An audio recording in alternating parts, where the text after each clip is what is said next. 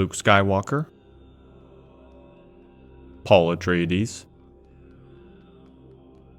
Harry Potter, the Chosen Undead. While these characters certainly have their distinctions, they share core similarities in their arcs, something so fundamental about their stories that we, as a species, just keep telling versions of their story over and over and over. So much so, in fact, that 75 years ago, Joseph Campbell was inspired to compare the various myths, that is to say, fundamentally stories, from across the various cultures of the world and attempt to extract core elements, what he called the Monomyth, in his book The Hero with 1,000 Faces. But this is not just some modern phenomenon. Iron Age Judeans told stories of a king who would one day be born and lead their people to glory. Eventually, many would come to believe that it was an apocalyptic preacher from Nazareth who fulfilled this prophecy. People, as far as we can tell, have been telling stories about prophesied heroes for literally thousands of years. Take, for example, the story told by Herodotus of the founder of the Achaemenid Empire, Cyrus the Great, a prototypical hero if there ever was one. True, at the time of Herodotus's writing, the Persians and Greeks were enemies, but Herodotus, among the more brilliant storytellers there ever was, cast Cyrus as a true hero in order to juxtapose his virtues with the relative lack thereof in his descendants. So when Herodotus tells Cyrus's story, he means to cast him in the most heroic light possible. According to Herodotus, when Cyrus's mother, Princess of the Medes, became of age, her father, the king Astyages, had a dream about her urinating and drowning the entire world. After consulting with his court magi, as one does, who confidently interpreted the dream as a prophecy that her son would one day replace the king, he wed his daughter to a lowly Persian, so that any son she bore would no longer be any political threat.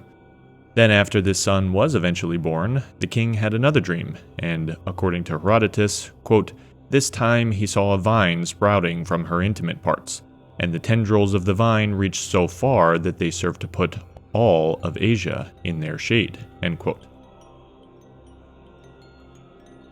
That's Tom Holland's translation, by the way. No, not that one, this one. Anyway, here we have Herodotus serving up that classic narrative trope, that of the destined one. The destiny of this unborn child is to rule all of Asia, and the king's response, naturally, is to have his loyal soldier Harpagus murder the child. Only Harpagus won't do it. Instead, he pawns the job off to a shepherd, who, rather than carry out this horrid deed, decides to keep the child for himself. The shepherd and his wife raise the child as one of their own. Years pass until this child, the child who would one day be called Cyrus the Great, is play-acting king with his friends, and he performs the role so convincingly and so virtuously that, in the end, his true identity is revealed. Shenanigans ensue, but eventually Cyrus does indeed depose the king, and rules not only over the Persians and the Medes, but founds an empire that stretches from the Indus Valley to the Aegean. He does indeed put all of Asia in his shade. Never mind that the details of this story don't exactly line up with what we know of the historical truth of Cyrus's life. What we're interested in here is in the story of a child who would be born, who is destined to rule, and the futile attempts to prevent this destiny from coming to fruition. It's a powerful story, and so it is too in Dark Souls.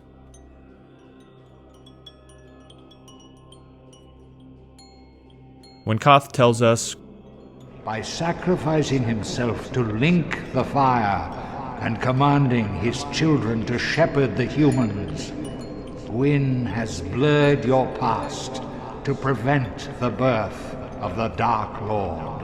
He is quite clearly telling us that Gwyn took action in order to prevent the end of the Age of Fire and the birth of the Dark Lord. Like Astyages, he tried in vain to prevent the prophecy of the Chosen One from coming true. But Wait a minute, TA, you might say. Didn't you just tell us last time that the Chosen Undead is meant to link the fire? To be the messianic savior of all undead? And rid the world of the undead curse? Exactly. The prophecy of the Chosen Undead means very different things to different people.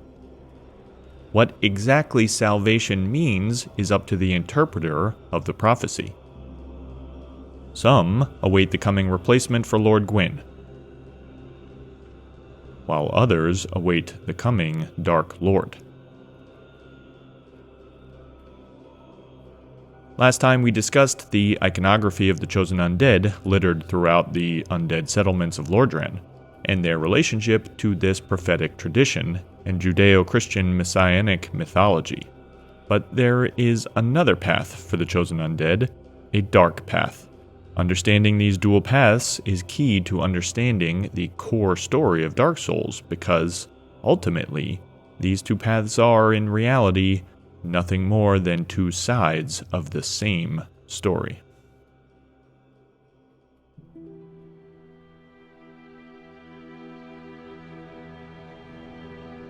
Let's continue our iconographic analysis from last time.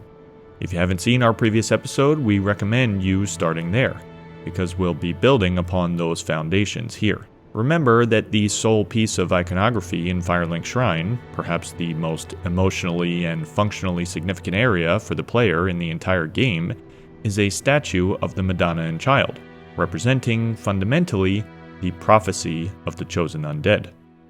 But Firelink Shrine, of course, does not exist in isolation. It is merely the uppermost point in an architectural stratum that stretches up from New Londo. Based on the style of the masonry, which is easy to contrast with, say, the glistening dressed marble of Anor Londo, or even the pseudo-Florentine architecture of Ulasil, another human settlement, and the fact that it is physically contiguous with Firelink, New Londo and Firelink Shrine seem to have been built around the same time by the same people.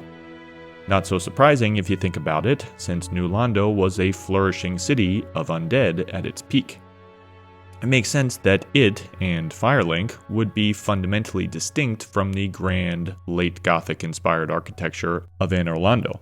There, the structures, like the Milan Cathedral and other late Gothic masterpieces by which they're inspired, are meant to physically convey the presence of the gods. But Firelink Shrine is something quite different, and its contiguity with New Londo is consistent with that. Continuing on from Firelink towards New Londo, we can see in the elevators an intriguing repeated statuette of a woman. These extremely low poly assets are a real pain for a tarnished archaeologist to analyze, but rest assured we will come back to them eventually.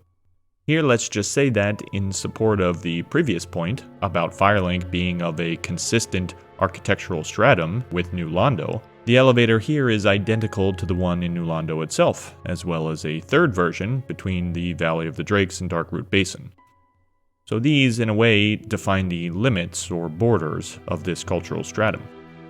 Continuing on into New Londo proper, past the Wailing Wall of Undead, across the hastily constructed plank bridges, evidently dating to after the flood,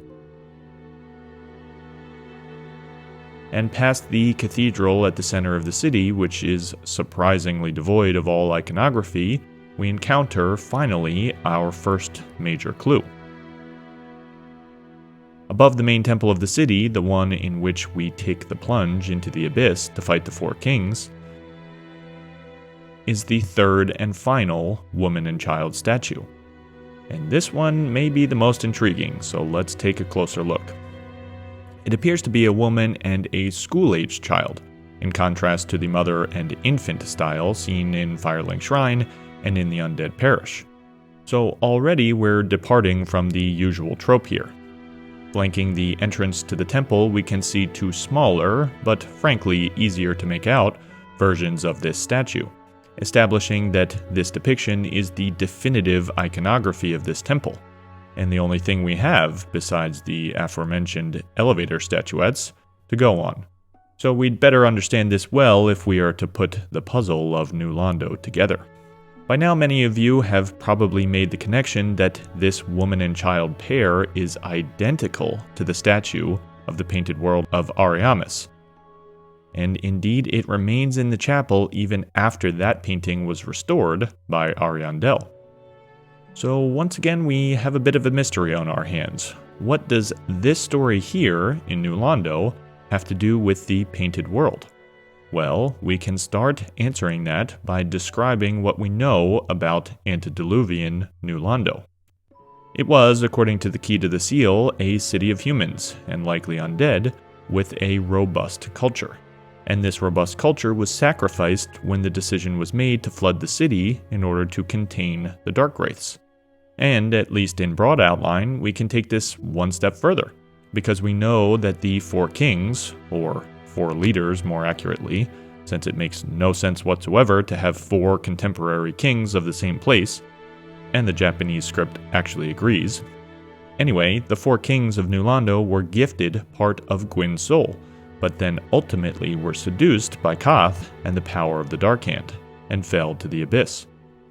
Consequently, the decision was made by someone, but definitely including the Sealers, to flood the city and exterminate its inhabitants. So these are the main story beats we have to align. New Londo was originally a bustling human metropolis with a council of four leaders. These four leaders were in Gwyn's good graces, so much so that they were bequeathed part of his Lord Soul, but they ultimately fell to the corrupting power of the Abyss. It's a pretty straightforward moral parable about corrupting power, and the way it's generally told, the four kings just kind of accidentally tripped and fell into the abyss, where they were then seduced by Koth. But this simple story does not fit with what we're actually shown in New Londo. There is no fire-linking iconography in New Londo, no statues of Gwyn and his family. Instead, we have this singular depiction, the variation on the mother and child pair, which only shows up here and in the painted world. From its presence in the latter, we can be sure it is taboo. It is heretical, because only the discarded, forlorn, and outcast end up in the painted world. This is an important point to emphasize. The developers have shown us this specific iconography in only these two places, and so it's reasonable to assume we are meant to establish a connection. Without even knowing the details, its presence in the painted world means, at a minimum, that it represents a heretical belief. And if we look carefully at the temple in the city center of New Londo, the one adorned with this heretical mother and child pair, we can see that, inside, it contains only a single element, a winding staircase that leads directly to the abyss. Ask yourselves, what was this structure originally for? Are we to imagine it was just some generic temple that then was absorbed by the abyss? Then why does it have a spiral staircase that leads directly to the abyss, with seemingly no other function? There is literally nothing else inside this building but a staircase that winds down to the abyss. So this appears to be a temple that, simply put, encloses the abyss.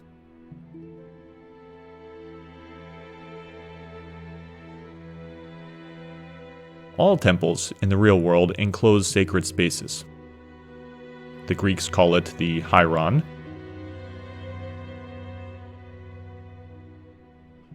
The Japanese designate their sacred spaces with torii.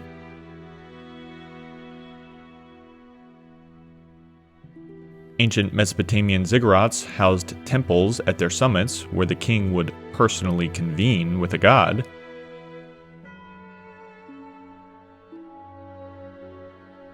And even ancient Stone Age shamans may have done something similar based on their extant cave paintings, where the further into the cave one traverses, the closer to the realm of the spirits they get. The deepest part of the temple is the sacred place where the divine lives, and though the specifics vary across cultures, this basic idea is present almost universally. But here, in New Londo, this temple structure would indicate that in the sacred, deepest part of the temple is housed the abyss. The conclusion we're headed towards here is that this structure was built for a singular purpose, to enshrine the abyss. Perhaps it, like the ziggurats of old, provided access to the abyss for only the special few deemed worthy of contact with this sacred space. And the continuation of that line of reasoning is that, far from being some ruined temple that just happened to be corrupted by the abyss, this is actually a temple dedicated to the abyss. What seems to be going on here is that the people of New Londo had a religion, a kind of antithetical variant of the Way of White, based on the variant mother and child pair, and this religion embraced the dark of humanity. This would explain why this mother and child pair are also found in the Painted World, home of heretical ideas deemed too dangerous for the outside world, at least as far as the gods are concerned. And would also explain why the temple at the heart of the city seems to serve only as a means of accessing the abyss. Before everything else went to hell in New Londo, they were already abyss worshippers.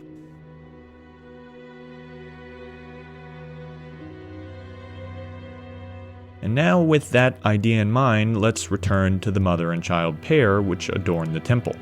For sure, these are meant to be interpreted in tandem with the Madonna and Child statues in the Undead Parish and Firelink Shrine. But unfortunately, as far as we're aware at least, there is no canonical depiction of Jesus, or any other Messiah, as a school-aged or adolescent child. So the Christian iconography, which was so useful for our analysis last time, is no longer of much help. But all is not lost. Clearly, the developers made this decision deliberately, to iterate upon the mother and child theme with a new version of the paired statue, and one that is seen only in two forgotten heretical lands, the abyssal urban wasteland of New Londo and the hidden prison of the Painted World. What we can say with relative confidence is that this specific mother and child pair are somehow heterodox, and likely relate to the dark or the abyss. And merging this with our previous analysis of the Madonna and Child statues, which depict the prophecy of the Chosen Undead, the simplest interpretation of these would be that this too depicts the prophecy of the Chosen Undead, but a variant heretical version of it. In other words, perhaps this depicts the prophecy of the Chosen Undead in which he or she chooses to reject the flame, and instead chooses the dark path. Let's remember what Koth says of Gwyn, that his actions serve to, quote, prevent the birth of the Dark Lord, end quote. In other words, both the followers of Koth and the followers of Frampt believe in some version of the prophecy of the Chosen Undead, that one day a Chosen Undead will be born amongst the humans and achieve greatness. It is merely a matter of interpreting what that prophecy actually means. Will the Chosen Undead replace Gwyn and link the fire? Or will he take another path and become the prophesied Dark Lord? In the city of New Londo, they clearly prayed for the latter, which is why the variant, heterodox mother and child Messiah statues adorn their temple. To them, salvation would come from embracing the dark of humanity. This too is not without historical and mythological precedent. In the story of Cyrus's prophesied birth, and the actions the king took to prevent it, Astyages' dreams are interpreted various ways by the magi of his court. For example, after Cyrus reveals his true identity in the game amongst his peers, the magi confidently predict that this fulfilled the prophecy, and Astyages no longer has to worry about Cyrus replacing him. Which, of course, in the end is completely incorrect. And in an even more historically consequential example, a radical sect of Jews in the early 1st century AD interpreted the long-standing prophecy of the coming Messiah as specifically relating to an apocalyptic preacher who had just been crucified by the Romans. I mean, talk about radically different interpretations of the same prophecy. One side believed the Messiah would be a warrior king who would one day lead the Jews back to dominion over their promised land. The other side believed that the Messiah had already come and had just been crucified as a political enemy of the Roman state. So what we're getting at here is there is substantial historical precedent for such diverging interpretations of a fundamentally shared prophetic tradition. and that is precisely what seems to be occurring here in Dark Souls. The various sects agree that one day a chosen undead will be born and will replace Lord Gwyn. They only differ, fundamentally, on what they pray that chosen undead will choose for the next age. These are the dual paths of man, light and dark, each one represented by its own primordial serpent. Gwyn, based on Koth's dialogue about him, quote, preventing the birth of the Dark Lord, end quote, undoubtedly must have been aware of this prophecy. Perhaps, like so many figures of Greek tragedy, Gwyn's actions, designed to subvert the prophecy, may have ultimately facilitated it. But regardless, according to Koth, quote, Lord Gwyn trembled at the dark, clinging to his age of fire and in dire fear of the humans and the Dark Lord who would one day be born amongst them, end quote. Think about it. Why else would Gwyn tremble at the dark and of the coming Dark Lord unless he was already quite aware of this prophecy? This is pure conjecture, of course, but one can almost imagine him, perhaps with the collaboration of Frampt and the 4 leaders of New Londo, deliberately fabricating the canonical prophecy of the Chosen Undead. That is to say, the one in which the Chosen Undead links the flame, in order to subvert the pre-existing prophecy of the coming Dark Lord. In other words, the original prophecy, the natural order of things, as Koth would have us believe, was for the human Dark Lord to replace Gwyn. But Gwyn innovated upon this prophecy to use it for his own plans. That would certainly help to explain why Firelink is built atop, and as a continuation of, New Londo. Those adherents to the prophecy of the coming Dark Lord were shepherded into action via this new variant prophecy, but instead of ushering in an Age of Dark, they perpetuate Gwyn's Age of Fire. Quite a brilliant devious co-opting of the existing native mythology. The consumption of humanity in order to kindle the flame may have actually been an innovation that began in New Londo, and the 4 kings were rewarded for this innovation with a gift of part of Lord Gwyn's soul. For a time, their access to and worship of the Abyss must have been in a tenuous equilibrium with Gwyn's Age of Fire. One more thing to note before we move on, both Cyrus and Jesus, if you allow us a little creative liberty here, though they are both born as the prophesied one, only reveal their true identity later on, when they are older children. In Cyrus's case, it is straightforward. No one knows his true identity until he mistakenly reveals it during a children's role-playing game. Jesus is a bit trickier, largely because the canonical Gospels basically skip from Jesus' birth to his ministry, death, and resurrection as an adult. Basically, he goes from being an infant to an adult.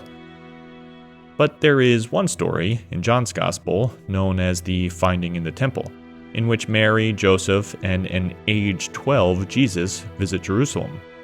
But after leaving, Mary and Joseph realize they've pulled a classic Home Alone mistake and have left Jesus somewhere in the city. When they find him, 3 days later, he is perfectly at ease, preaching about God to the rabbis of the temple. When Mary tries to discipline him, Jesus, again channeling his best Macaulay Culkin here, says, quote, "How is it that you sought me? Did you not know that I must be in my Father's house?" End quote. One way to interpret this story is that it is here, at the age of 12, that Jesus finally reveals his true nature. So perhaps this is why, in Dark Souls, the developers chose to display this heretical alternative version of the Chosen Undead Prophecy with the child not as a newborn infant, but instead as a school-aged child. Like Cyrus and Jesus before him, it is not until later in life that the Chosen Undead will discover his true nature, with a little help from friendly old Koth, of course, and fulfill his destiny to become the 4th Lord. So there you have it, folks. We've stared at video game statues for long enough that we've actually convinced ourselves of a narratively consistent story. A story of the foretold Chosen Undead, and the various interpretations of what that actually means. But that story, of course, doesn't stop here. Because in Dark Souls 3, we get to see how, just like in the real world, these messianic traditions have further warped, fractured, and diverged. As it becomes clear that the sacrificial act of linking the flame will not bring the salvation that was promised.